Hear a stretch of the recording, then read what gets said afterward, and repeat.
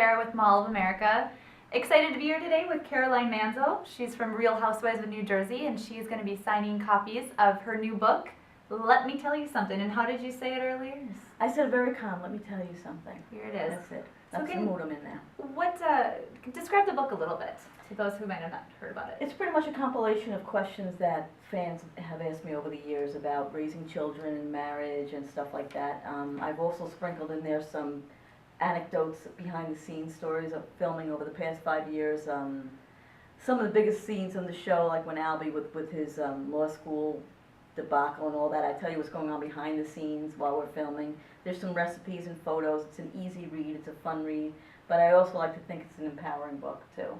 Great, so a little bit of something for everybody. Yes.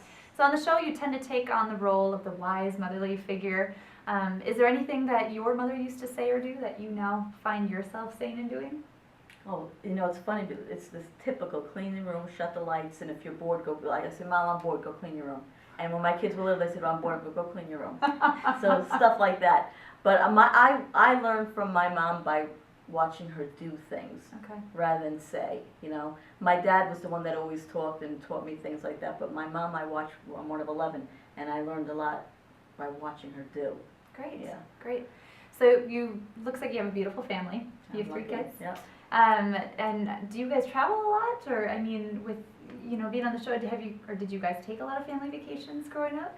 Before the show, yeah. Now that the show came along, our vacations are pretty much dedicated to the show, you know, because we do have real jobs that we can't be taking off of whenever we feel like it. So before the show was always down the shore and stuff like that, into an island, went to Italy. So we have, a lot of great memories of traveling over the years, sure. Great. So being a real housewife, you really know what it's like to live in the luxury, I guess, so to speak. Is there one luxury guilty pleasure that you can't live without?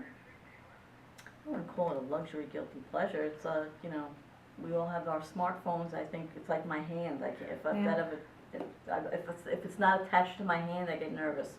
Beyond that, I'm a pretty simple person. Like, I don't watch a lot of TV. I don't look at a lot of movies and stuff like that. I like staying home and reading. I'm I'm low key. That's great. Well, we have some fans excited to see you upstairs. Thanks again so. for visiting Mall of America. Thank you.